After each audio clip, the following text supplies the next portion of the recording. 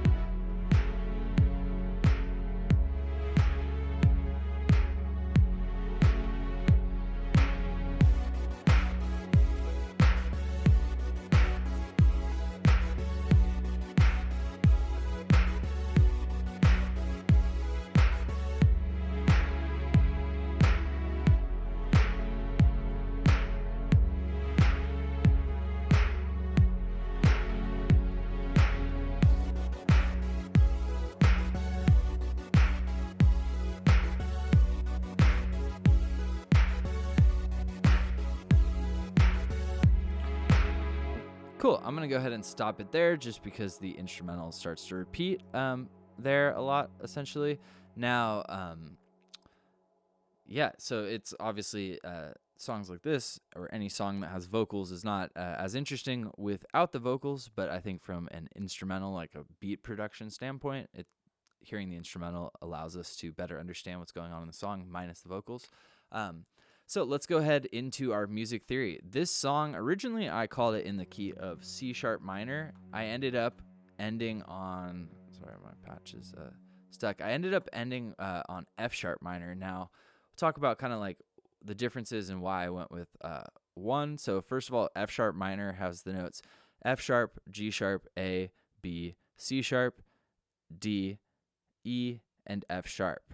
Now, this key is essentially the same as A major, the parallel or relative major. Now, the relative major of the scale I was going with is E major, so basically A and E major have all the same notes besides one.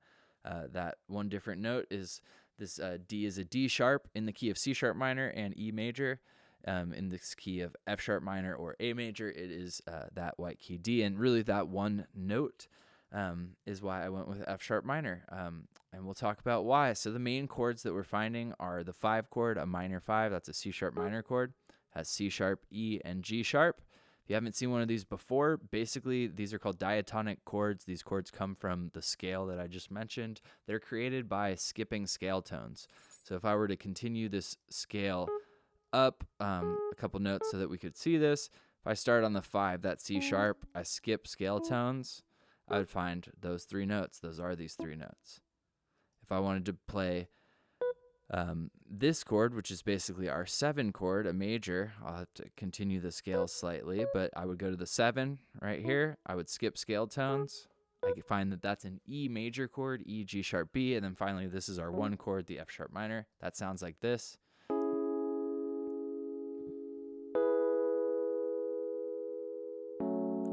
And let's hear the scale too. Here's that scale. Cool. I kept it going, but really we hear scales from the first note all the way till we hit that note again. So that would be 1 octave of the scale. All right, cool. Let's go ahead and look at the music. So if we start this just from the beginning, let's look at just our string section. So this is like the main layer that we're hearing. We start out with that 5 chord I mentioned. That's the C sharp minor, C sharp, E, and G sharp. The voicing is slightly different. We have eighth notes happening in the bass. Should mention this song is at 90.5 beats per minute. If you're a Logic Pro user and you're wondering like how in the heck do I get these decibel tempos, you're gonna have to be in a custom grid. Pro tip there for you. So continuing on with the chords, we basically have what, again, is that 5-chord C sharp minor, followed by only 2 of the notes from this chord, but we could call it a 4-chord in this key, a B. We have 2/8 notes of B with its 5th, the F sharp on the top. Then we're going down to that 1 chord, essentially, the F sharp, the C sharp, and the A. Now, you may be thinking, these chords look a lot different than the chords we saw in the very beginning, our scale reference I just showed you. What's important with a chord are the 3 notes or the 4 notes, whatever notes are in the chord. Those kind of define the sound of the chord, but then we can voice these chords many different ways, and what that really all that means is moving where the different notes are. So this is still in root position, in other words, F sharp still in the bass, but instead of having the A down here, we have it up an octave. All right, let's play that and listen, watch it.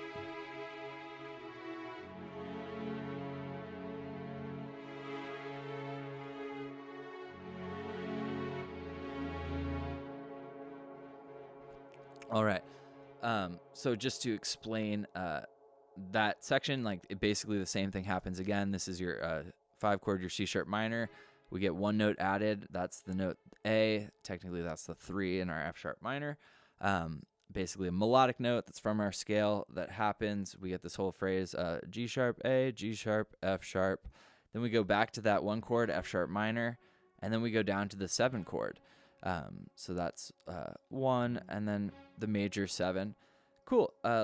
The other layers, I have a second set of strings just doing steady 8th notes. These are really low in the mix, but I found that they help with the timpani.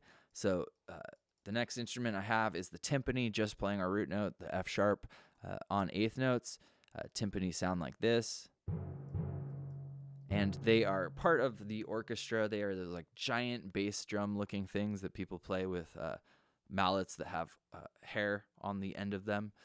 That is a timpani, and they're really epic sounding.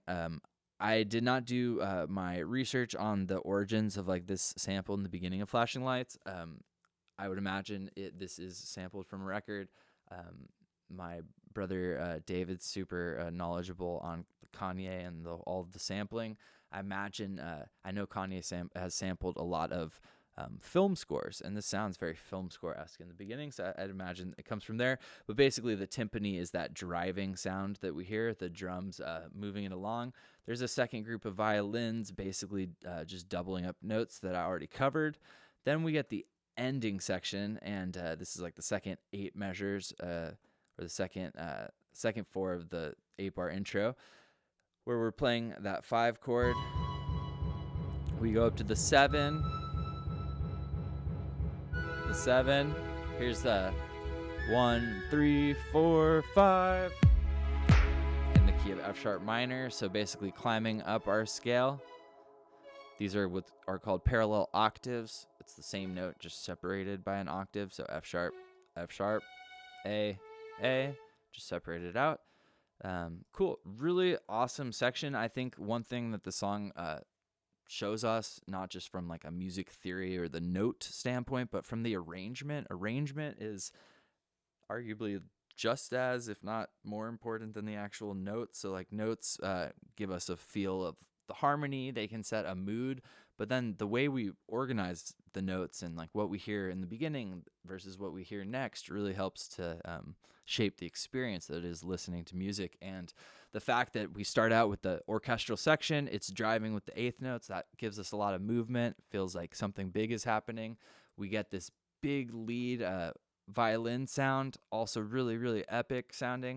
And then all of a sudden we're coming in with the kick drum. Now, drum-wise, this song is really simple rhythmically. It's 4 on the floor, so the kick drum is on all quarter notes, the 1, the 2, the 3, and the 4.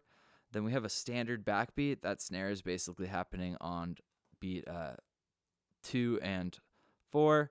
And then really the super subtle, you can barely even tell, I have these samples slightly out of time with one another, which sounds kind of like the original section. Now, with those drums, we hear the bass dropping in. Now we're going to hear pretty much the same thing that the violins were playing in the intro, minus this final lead violin that repeats. This 8-bar section is basically it's gonna go that 4-bar violins, then the 4-bar of the synth, 4-bar violins, 4-bar of the synth, and that pattern basically continues. Our bass line is going from this 5 chord down to the 7. This is kind of the bass movement, was why I called this, or I was going to call this in the key of C sharp minor. Again, super, there's only one note difference between the two keys. So again, this music theory stuff isn't like a hard science. It's more of something that we musicians can just use as a point of reference to understand music from like a different angle. So this is basically going down from the 5 to the 7, 5 to the 7. Then we come up to the 4th note, B, and then hit the 5th note, come down to the B, and then come up to the 5th note. Now, one other thing that's just interesting from a music theory standpoint of sorts, since we're hitting this E note, this note isn't in our F sharp minor chord. Now it is the minor 7th, so that's one way that we could kind of define this happening with our F sharp minor. But another thing is that this gives it a slightly like interesting feel. So let's listen to that, or watch the bass line when it happens in context.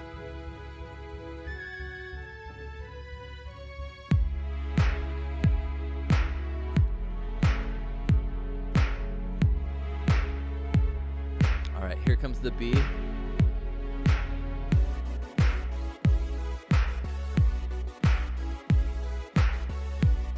Again, 4 measures, and then it's going to come back to essentially the same thing we just saw.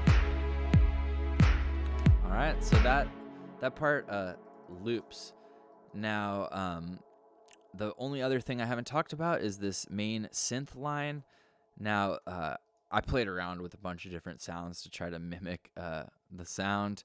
I really just settled on the default waveform from the initial preset in Serum, with 4 different voices playing with the detune a little bit, and then some dimension expanders, some reverb, and then some EQing. Nothing really fancy at all. I tried finding like a digital analog synth from the Arturia family, and I'm sure I could have found the one, but it's a really deep catalog. So I felt like it was easier to build the sound.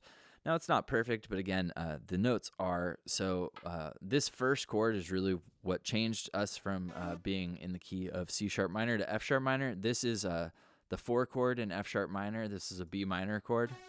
So a 4 chord up to a 5 chord. This is our C sharp minor. Up to our 7 chord, our E major. Up to our 1 chord, F sharp. So we're basically going 4, 4, 5, 7, 1, 4, 4, 5, 7, 1. The weird thing about that is it's just a really weird section. Now, Kanye does a lot of this in his instrumentals, where we have kind of like a sort of a weirder, slightly more dissonant section of music, but that really helps to make the sections that feel epic really feel epic. So that goes back into sort of the arrangement. It's not just these notes that we're hearing, but like where we hear them that helps this instrumental a lot. So yeah, I wanted to keep this really concise. It is really complicated in terms of the chords and the voicings. I know some of you might find this overwhelming, but aside from that, it's pretty simple in the drum section. I guess the one thing I didn't talk about is the piccolo. So in the last 4 bars of this intro, we hear this.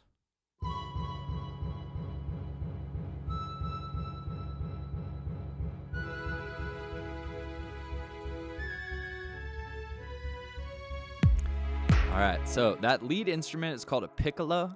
A piccolo is kind of like the little brother of the flute. So a piccolo plays very, very high register. Instruments that play higher notes are typically smaller, so piccolo is quite small. On a side note, my dad actually played the piccolo. He had played the flute in high school and famously learned the piccolo because he thought he was going to come up for the Vietnam draft, and he thought that if he would get drafted, he might as well play piccolo, and piccolo is a rare instrument that they need in orchestra, so he thought that the odds of someone else beating him to the piccolo chair would be slim. So again, I've done a lot of videos about my dad, but he was really important to just my music development and why this music stuff is so important to me. So this piccolo instrument is doing what we would call trills. Trills are, it's a fancy way for saying like going between two notes and back and forth really quickly. They're common, another fancy word here, ornament from classical music. So an ornament is like you put an ornament on a tree, makes it more interesting. So we're starting out on the same basically notes from the scale. So we're going 5, 6, which makes sense because the chord we're playing is that 5 chord. And I said 5, 6, I think, but 4, 5, so B to C sharp, and back on a 32nd note, so really fast. Then we get E twice. Then we get a trill between F sharp and E, so this is the 1 and the 7. Then finally we get a trill between 3 and 2, the A and the G sharp. All right, so basically moving up, very similar to the synth pattern that happens before. The really important thing with the piccolo is the delay that's happening. So I have a bunch of 8th note delay happening. I'm filtering said delay, using H delay by Waves. It's an incredibly awesome delay VST, so highly recommend it. But there's all sorts of options on the market these days. So let's hear that. Let's solo it out. So the delay is making these notes echo because we're doing 2 notes together really close. We could call that a major second, skipping a note. And so with the delay that you hear, we're going to actually hear both of those notes happen at the same time, which is going to create dissonance. It's kind of cool.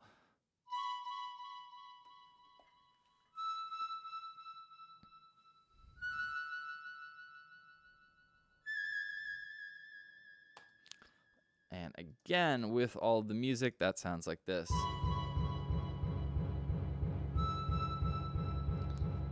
All right, I'll play this beat one more time. Here we go. Flashing lights.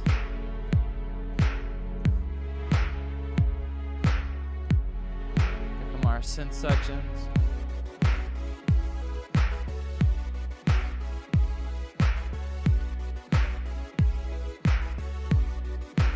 Back to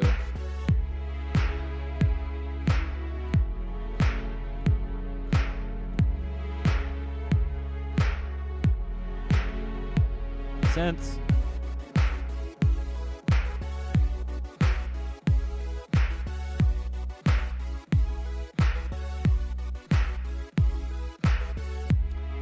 Cool. And that's basically it. Again, all this is the same exact stuff, just repeating. So hopefully you found this helpful. We got to see music in the key of C sharp minor, or F sharp minor actually, which again, I explained why it's so similar to C sharp minor. Hopefully this helps you in your music production journey. As I say each week, make sure you're having fun making your beats or making your songs. Again, all this music theory stuff is just another way of understanding what we can understand with our hands or our ears from being involved with music. So again, this is not a substitute for creativity, but it's more of it's a tool that we can use in conjunction with our imaginations to better develop our music. So if you found this helpful, you would help me out a lot by subscribing to the channel. I come out with these music theory breakdowns every Friday and another video on Tuesdays. Everything from production tips to life lessons, all sorts of good stuff. So once again, my name is Andrew. I'll link to my music below, my music theory text below. Have yourself a great rest of your day, and be kind to the people around you, and I'll see you guys next time. Cheers.